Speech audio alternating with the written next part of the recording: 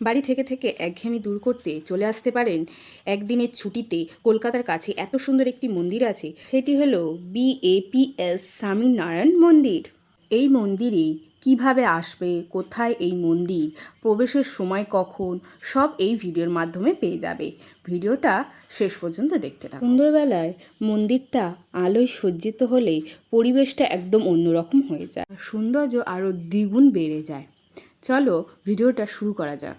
Welcome back to my new blog video, Arpita blog. আশা করছি তোমরা অনেক ভালো আছো। তো যারা আমার এই চ্যানেলে নতুন আসছো অবশ্যই সাবস্ক্রাইব করে পাশে থাকবেন আর লাইক কমেন্ট করতে ভুলবেন না। বড় কাছারি, তো বড় কাছারি থেকে আমাদের পৈলান মন্দির APS শ্রী স্বামীনারায়ণ মন্দির অনেকে জানে। তো আমরা বড় কাছারির গেট পার হয়ে অনেকটা চলে আসলাম।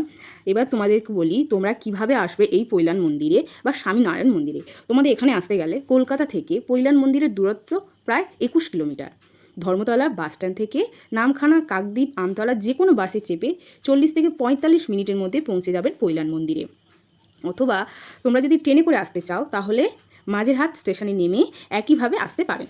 আপনারা যদি বাসে করে আসতে চান বাস চালককে বললেই তারা তোমাদেরকে পৈলান মন্দিরের সামনে লাভিয়ে নম্বর গেট থেকে ঢোকার মুখেই তোমরা দেখতে পেয়ে যাবে কখন মন্দির খুলে, কখন আরতি হয়, সব দেওয়া আছে। তো আমরা অটো থেকে নেমে গিয়েছি। এবার অটোটা আমরা পার্কিং করে দিয়েছি। অটো, মোটরসাইকেল, তোমরা গাড়ি যাই আনো না কোনো কত টাকা লাগে সেটাই বোর্ডে দেওয়া আছে, তোমরা পজ করে তোমরা দেখে নিও।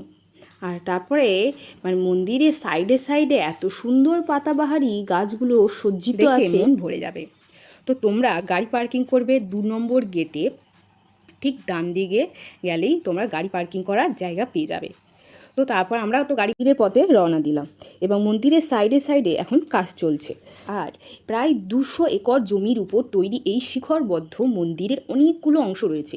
প্রধানত মার্বেল, রাজস্থানী গোলাপি, বেলে পাথর আর লাল পাথর ব্যবহার করে হিন্দু সংস্কৃতির ঐতিহ্য মেনে অসাধারণ স্থাপত্য কৃতিতে মন্দিরটি গড়ে তোলা হয়েছে।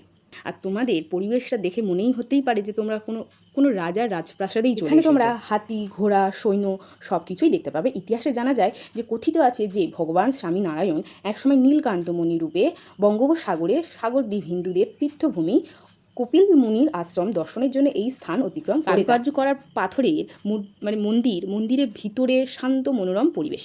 মন্দিরের শুরুতেই আছে জোড়া চরণ পাদুকা। যখন এই মন্দিরটি প্রথমে শুরু হয়েছিল তখন এই সাদা অংশে জল থাকতো।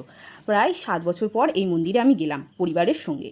মন্দিরে ওঠার আগে জুতো খুলে বাঁ দিকে কাউন্টারে রাখতে হবে। তারপরে তারা একটি টিকিট দেবে।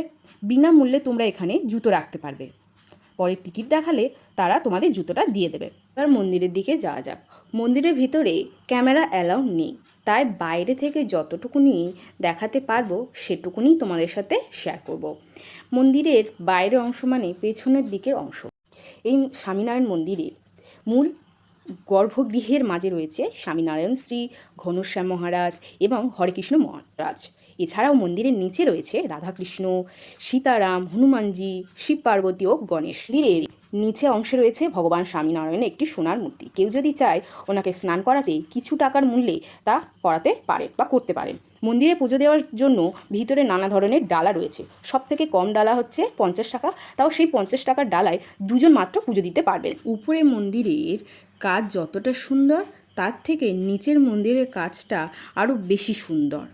বাহির পথে ডান দিকে দেখবে টিকিট দিলে তারা তোমাদের জুতোগুলো দিয়ে দেবে। কলকাতার স্বামীনারায়ণ এই মন্দিরটি হলো গুজরাটের 44টি চূড়া বা সিংহ রয়েছে স্বামীনারায়ণ সম্প্রদায়ের সংস্থানের হিন্দু মন্দির। এই মন্দিরে মোট 5 বার পুজো হয়। ভোরবেলা মঙ্গলা আরতি হয় 6টার সময়, আর সকালবেলা 7:30 আরতি হয়, আর ভোগ আরতি হয় একটু বেলায় 11:15 সময়, আর সন্ধ্যা আরতি হয় 6:45-এ, আর রাতের শেষ আরতি হয় শয়ন আরতি 8টার সময়। মন্দির থেকে বেরিয়ে পেছন দিকে এলেই ডান দিকে একটা স্টল আর বাঁ দিকে সম্পূর্ণ নিরামিষ রেস্টুরেন্ট পেয়ে যাবে।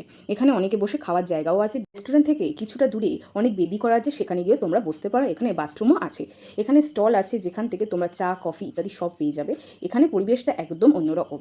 তো আমি স্প্রাইট নিয়ে নিলাম এবং আর মা বাবারা ওরা সব খেয়েছিল কফি। বিশেষ দিনে অভিষিক্ত মূর্তি, চন্দন, অলঙ্কার, তো রথযাত্রা, দীপাবলি, অন্নকূট উদযাপিত হয়। সর্বসাধারণের জন্য নির্দিষ্ট সময় খোলা হয়। সারা বছরই দেশের বিভিন্ন স্থান থেকে বিদেশ বিশেষ করে জানুয়ারি মাসে হচ্ছে সর্বভারতীয় গঙ্গাসাগর মেলার সময় প্রচুর তীর্থযাত্রী সমাগম ঘটে, মানুষরা ঘুরতে আসে। তারই প্রমাণ এই ট্যুরিস্ট বাস। 2 নম্বর গেটের বাইরে তোমরা ফুচকা, আইসক্রিম ইত্যাদি সব দোকানই পেয়ে যাবে। সন্ধ্যেবেলায় মন্দিরটা আলোয় সজ্জিত হলে পরিবেশটা একদম অন্যরকম হয়ে যায়। রাতের বেলা পৈলান মন্দিরের দৃশ্য একদম অন্যরকম। একজন মহারাজ বলেছিলেন, একটি মন্দির হলো পরম শান্তির স্থান, ঈশ্বরকে উপলব্ধি করার জন্য। আলোয় সজ্জিত এই মন্দির দেখলে চোখ যেন জুড়িয়ে যায়। চলো এবার বাড়ির পথে রওনা দেওয়া যাক। আকাশের অবস্থা খুব ভালো না, তাই আমরা তাড়াতাড়ি বেরিয়ে পড়লাম মন্দির থেকে সবাই। গাড়িতে যাওয়ার সময় আকাশের দিকে তাকাতে দেখলাম আকাশের একদম অন্ধকারে ঢেকে গিয়েছে। বেশ কিছু দূর যাওয়ার পর ঝমঝম করে বৃষ্টি শুরু হয়ে গেল। আর গাড়ির সাইডে হচ্ছে তোমার কাগজ থাকে, সেই কাগজটা দেওয়ার পরেও পায়ের ধারে শাড়ি টাড়ি একদম ভিজে গিয়েছে। তো তারপরে বারাসাতে আসার পর দেখলাম এখানে মোটেও বৃষ্টি হয়নি। আর এই শিবলিঙ্গ আছে এখানে একটি, যেটি মাটির তলা থেকে উঠেছে। তো এটাই আমি জানি। যাই হোক, চলো আমরা এখন বারাসাতে এসে গেছি, এবার আমাদের বাড়ি যেতে হবে। যেহেতু আমরা আগের গাড়িতে এসেছি তাই তাড়াতাড়ি চলে এসেছি, মারা পেছনের গাড়িতে আছে। চলো বাড়ি ফেরা যাক। বাড়ি ফেরার পথে যে এরকম অবস্থা হবে আকাশের ভাবতে পারিনি।